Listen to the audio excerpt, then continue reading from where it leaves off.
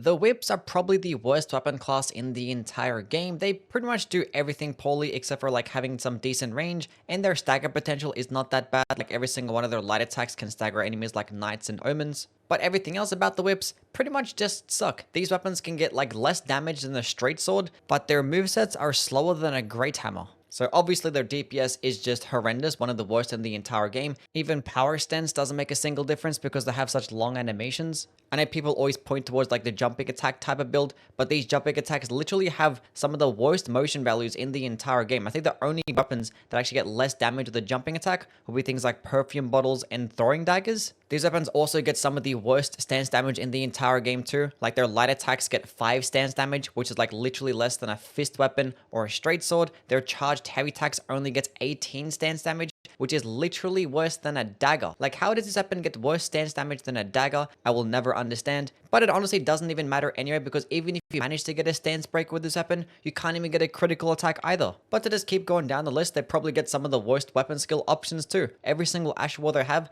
is like some projectile attack or something to buff the weapon, which basically almost every other weapon category actually get these already. Like in this game, weapon skills are extremely powerful. Like sometimes all you need is to have one good weapon skill that's unique to this category to just make them good. Like I get it, this weapon class has some good range, but I still would never want to use them at all. Like I would rather just take one step forward and use an actual respectable weapon category. But with that aside, we are going to rank all 7 of the whips from worst to best based on how useful they are and how well they perform in PvE. So yeah, it's not going to be a longer video. I don't want to spend too much time talking about these because honestly, I don't really recommend any of them. Starting off at the bottom, the regular whip. Now this one gets the worst damage in class. It is an infusible whip, but all the other infusible whips are going to be more useful because they at least offer either a unique moveset or actually give you some passive bleed. Now yes, you can acquire this one the earliest in the game, but it's still a whip. Like I don't want to use a whip at all. There's lots of really good weapons that you can acquire earlier in the game that are going to perform like 10 times better than this. Like the only possible thing that I could think of that you might want to be able to use a whip early game would be if you're fighting an NPC that can power you, but in that instance you could use as a flail or just like spam jumping attacks. I don't even know why I'm trying to think of a specific use for a whip anyway. Like just don't use it. Number 6, the Giant's Red Braid, which is a strength faith-based whip. Actually does get some decent damage, but it's for a whip, so therefore its DPS is still going to be really bad. Doesn't get a unique moveset at all. And in terms of its unique skill, it's just borderline trash. It does stun lock like smaller types of enemies, and it might be popular to use against Millennia because it's going to infinitely stun lock her, send her flying to the ground, and she is weaker to fire damage. And as you can see, even if you are using the skill against an enemy weaker to fire damage, the whole combo doesn't even hit that hard. And if you're fighting enemies that cannot be staggered, this thing is probably the worst skill to use in the entire game because it does terrible damage, terrible stance damage. It does have a very long animation, which you can cancel, but you can only cancel after like the first swing and just before the last swing. So that entire middle part you just cannot cancel at all. And in most cases, you're going to get staggered out of it. And it's just going to be like a colossal waste of time, a waste of FP, and you're taking damage in the meantime. Like, yes, it can go through walls, and yes, it can unlock these trash mobs at a further distance. But if you wanted a fire whip that could do something similar, the Magma Whip Candlestick kind of just has it outclassed. It also is another faith-based whip that has a similar type of skill that you can keep spinning around. But with the Magma Whip, you can actually just cancel it after every single swing. It's going to do more damage. It's going to have quicker starting up frames. And it's going to be cheaper and more consistent. Number 5, the Thorned Whip, which is a bleed-based infusible whip, which can be pretty decent because you can pair it alongside Bloodflame Blade or with an Occult infusion, or into Arcane, you can get lots of bleed buildup. But the reason why it's still going to get lower on the list is because the HOSLOW'S PETAL Whip exists. And this one just gets more bleed and more damage in basically every single infusion, except for like really high dexterity. And it's much easier to acquire too, as you don't have to farm for it. Now you could actually pair it alongside the HOSLOW'S PETAL Whip for a power stancing build, but you can already get 2 HOSLOW'S PETAL Whips in one playthrough. So yeah, basically this thing is kind of useless. Which adds number 4, the HOSLOW'S PETAL Whip, to what I consider the best of the 2 bleed whips, as this one does actually get some of the most damage in class, and does offer you more bleed than the Thorned Whip. So it doesn't matter what you're going to go with. If you have a 2-handed strength build or a power stance build, the HOSLOW'S PETAL Whip is going to be the best option, especially because you can get 2 HOSLOW'S PETAL Whips per playthrough. But the reason why it's still going to get into the C tier is because it's a whip. So the damage in DPS is just awful. The movesets are slower than a great hammer, and even if you want to use them power stanced, they're terrible as well. Like the power stance combos that the whips have are literally slower than a power stance colossal weapon. Like you can have 2 giant crushes in your hand and have a faster moveset. Now people might point towards the jumping attacks, but like all power stance jumping attacks are quick anyway, and the whips get some of the worst motion values with the power stance jumping attacks. And it's like power stance combo actually hits like multiple times in quick succession, like the curved swords or the twin blades do to proc bleed really quickly, that is hit like at a further distance. But it's still not that much further than the other weapon classes to warrant the really bad damage that it has. Like, these weapons probably would have been more useful if whips actually had like their own unique Ash of War, like some type of skill that hits like multiple times quickly. Like, this weapon is so useless to the point that almost every other power stance bleed build is just gonna perform better, because whips get like no skill options. You can't infuse them with Cragblade, you can't infuse them with Seppuku. You get a bunch of mediocre skills and a bunch of mediocre damage.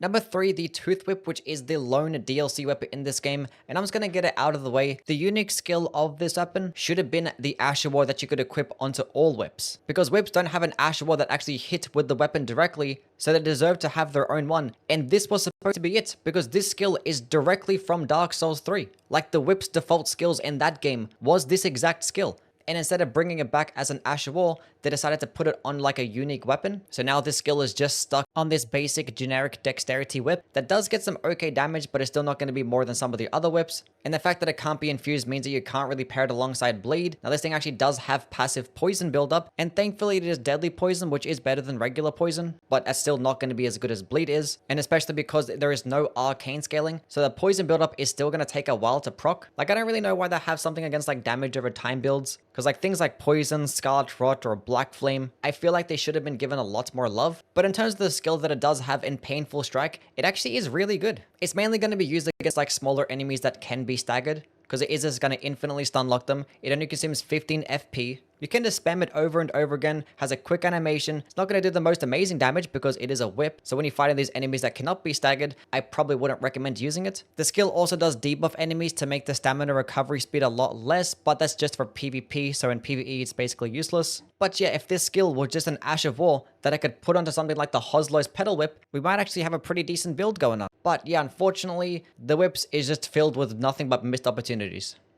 Number 2, the Magma Whip Candlestick, which is definitely the best of all the unique types of whips. Does scale a bit better off the dexterity stat, but I pretty recommend just going more into faith, because you will benefit off more spell damage and meeting the requirements for other different types of spells, and the skill is going to offer you a lot more damage, because the skill Sea of Magma just spins the whip around a bunch over and over again, and when you hit with the weapon directly, it does scale off AR. So you're going to get more damage off dexterity, but it does leave a bunch of lava on the ground, and this lava does scale off faith and actually do like a big chunk of damage. And as of the DLC releasing, we have the Talisman of the Dread, and this talisman can just further enhance the skill damage by 15%. The skill actually does come out relatively quickly. It can like stagger enemies initially on hit. You can keep spinning it around and can cancel it after every single swing too. So it's not that risky, can do some nice damage. It's definitely not going to do good stance damage by any means, and is for the most part going to be outclassed by the Magma Blade, because the Magma Blade is a curve sword that gets like a similar type of skill. It's like some spinning attack that can do like this little fire-based AoE, but that weapon is going to get more damage, way more stance damage. Like, it's just a direct upgrade in my opinion. But the Magma Whip does get a bit more range with the AoE, and that is the reason why it still is going to get this high despite it being directly outclassed. Now, one thing that I did wish is that it spun a little bit quicker, because it doesn't like really stun lock these like larger enemies like knights very well. And depending on the angle, sometimes they can just like miss and the whip will just like whiff a whole bunch. I don't really know why that happens. And also it doesn't have any hyper armor as well. So if you're spinning it over and over again, you're not going to really be able to trade out with enemies, especially if they don't have longer openings. But it is a pretty fun and decent whip to use that can just kill a whole bunch of trash mobs really quickly.